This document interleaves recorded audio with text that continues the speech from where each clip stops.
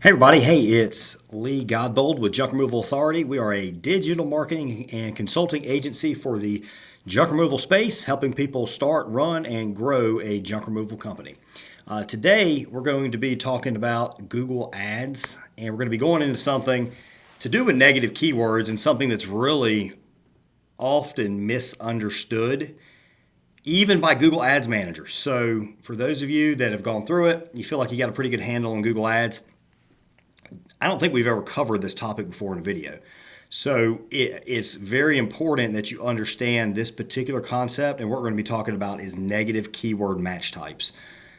Google exists to try and extract as much money as humanly possible out of your bank account. Like, that's how they make billions and billions and billions of dollars in profit every single year.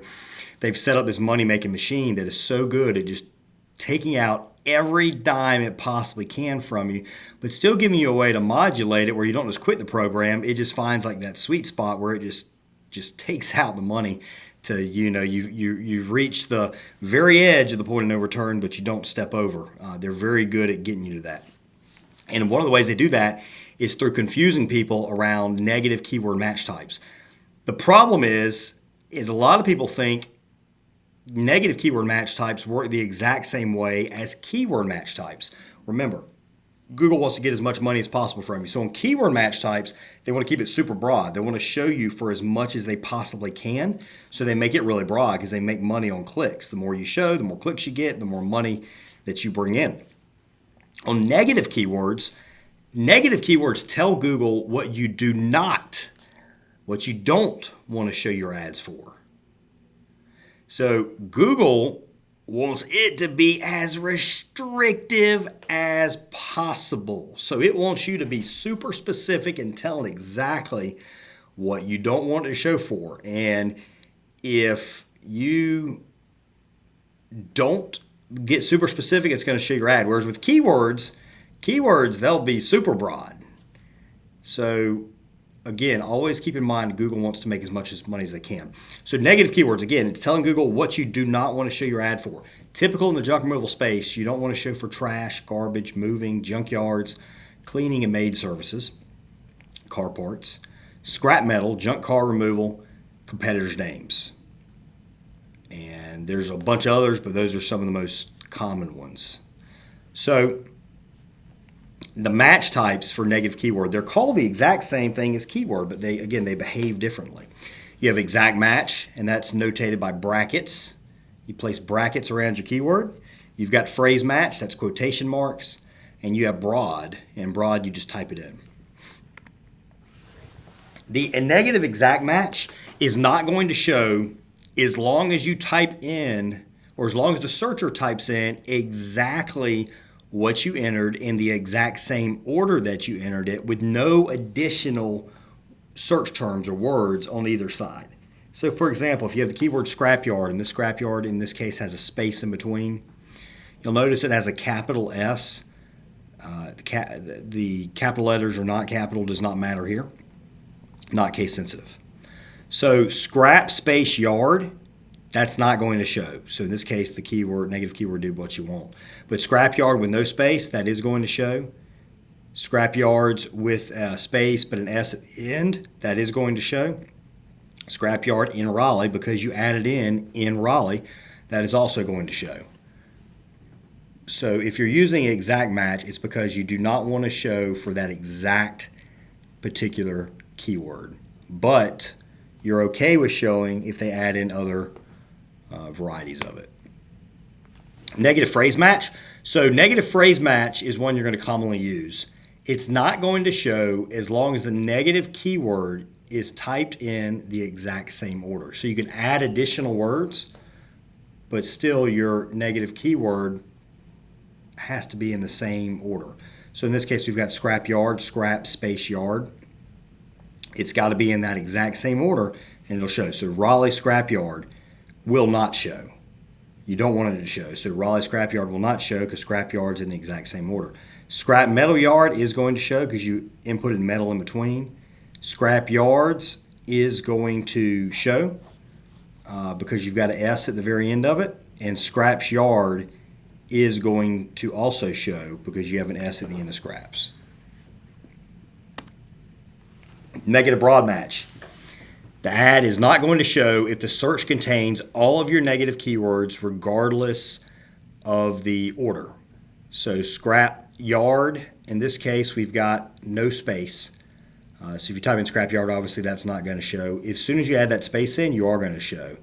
When you have yard of scrap, this is going to show. It says could show. It actually is going to show because, again, there's a space here, and down here there's no space.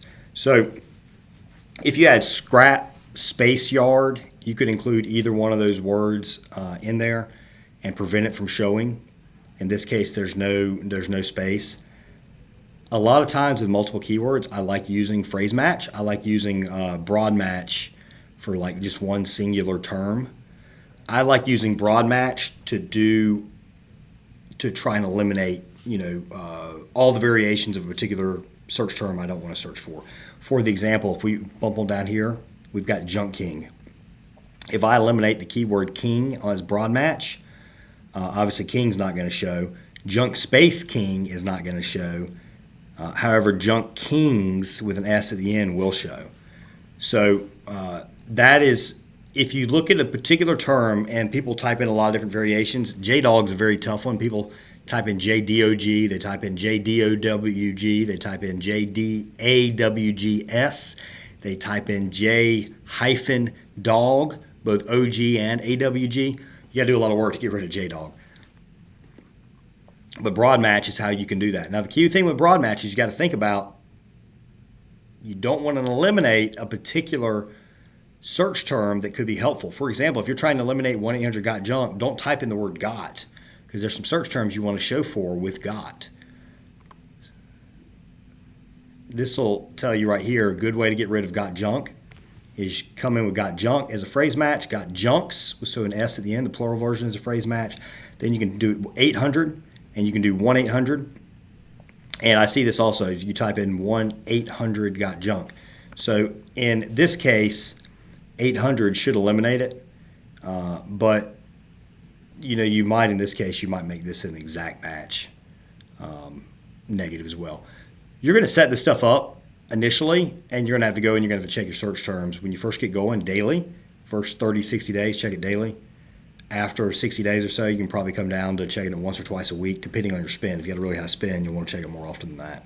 But this will get rid of most got junk terms by attacking 800 and 1-800 in broad, and then doing this in phrase. Planning out your negatives. If you go to Tools and then Keyword Planner, type in junk removal, click Get Results. I like bumping down here. It'll normally actually start you out in keyword view. I like going to group view, and then you pick your groups. Like junk haulers, you're probably good there. You could bump in there and see. Maybe you want to get rid of cheapest. A lot of times I have cheapest and cheap as a broad match negative. This right here is a competitor. You'd probably enter Pro Line as a broad match negative.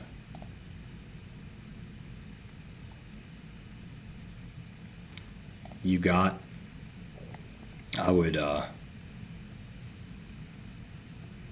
I'd set these up as exact match negatives here. You might decide to do you got junk as a phrase match negative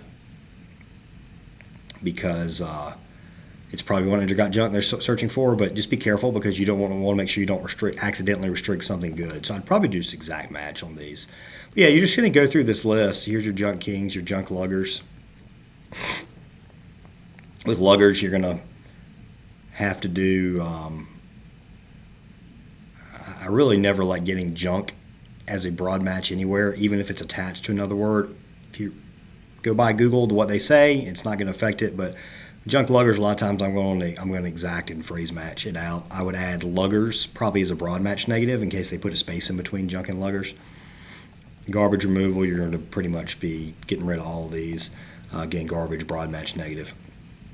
So, yeah, just go through all these lists, and that'll help build your negative keyword list. These are actually helping you build keywords. It'll also help you build your negative keywords, which is the most important thing on keeping Google from extracting as much money as they possibly can.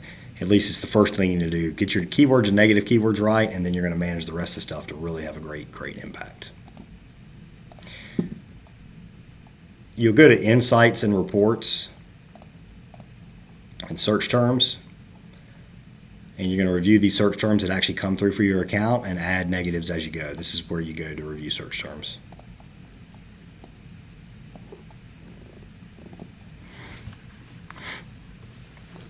All right, so negative keywords save you and make you money. This is what we've been talking about all along. Negative keywords keep you from showing for bad search terms. What that ensures is that you have budget remaining because your negative keywords aren't using up your budget to show for the good stuff. So there's an opportunity cost. Not only do you waste your ad spend, but now you've missed out on the $500 job, the $5,000 job, the $200 job, whatever, because your ad wasn't showing when that good customer showed up. You have a higher click-through rate. So a click-through rate is of all the times your ad showed, what percentage of people click on your ad. Well, if you have negative keywords in there, your ad is going to be more relevant to what you actually do. You'll see a higher click-through rate. When your click-through rate goes up, your quality score goes up. The higher your quality score, the less you have to spend for a particular click to be at a particular position. So that's a huge deal, huge deal. And then obviously, this can just begin snowballing because you're going to have a positive ROI. You're going to be making money on your ads. And making money on your ads is not as easy as it used to be. Expenses are high to carry out the job, and acquisition cost is high. So you're just aiming for a little profit directly from your ads, because what you know is those people are going to use you, they're going to repeat, they're going to refer you to others, and they're going to leave reviews online. The more reviews online you get, the more people actually choose to work with your business. We call that the 3 R's. Nailing this negative keyword stuff is so big because once you have a positive ROI, you make just a little money on each job. Now we can start raising that budget. And we raise the budget until the margin gets worse. And it will, because Google, again, they're going to extract as much as they can from you. So at some point, you're going to keep that budget up, and all of a sudden you're going to realize, hey, I've lost my ROI. You'll continue to raise that budget up just so long as you either maintain that ROI, or if you want to gain market share, you just at least break even to make a little on each job as an average. Do those negative keywords. It's going to help you get that budget up higher, which, yes, our goal is to keep Google from making as much money or making as little money as possible off of you, but that doesn't mean we keep our budgets low, because our goal is to make as much money as possible from running Google Ads. So you track the amount of money that's going to them and the amount you're earning, figure out what your ROI is, maximize that out. As soon as your ROI goes negative or it drops below where you want it to be, then you start bringing your budget back. Guys, we managed a lot of campaigns over the years for people. We manage a bunch of campaigns now all over the country. And we range in budgets. We work with some people that have a few $1,000s a month budget. We work with people that have, I think our last month, the guy that spent the most money spent $35,000. We spend around 20 grand with Junk Doctors. We're about the 4th highest in our system in ad spend. So everything we do, I've been through. I've been in a small budget. We're at a big budget now. And we make sure that we treat clients with the best, with as good of attention to detail as we do our own Junk Doctors campaigns. And at times it's been better, really, even more attention to clients. So if you're willing to spend at least $100 a day or $3,000 a month on Google Ads, give us a call. We also do SEO and website development services. We'd love to talk to you and see if we're a good fit for each other. You can talk to Shane. And if we're a great fit, we'll get you all set up and get you going. Guys, if you like this video, please give it a thumbs up. Subscribe to our channel for more great information. Appreciate you guys watching. We'll see you next time.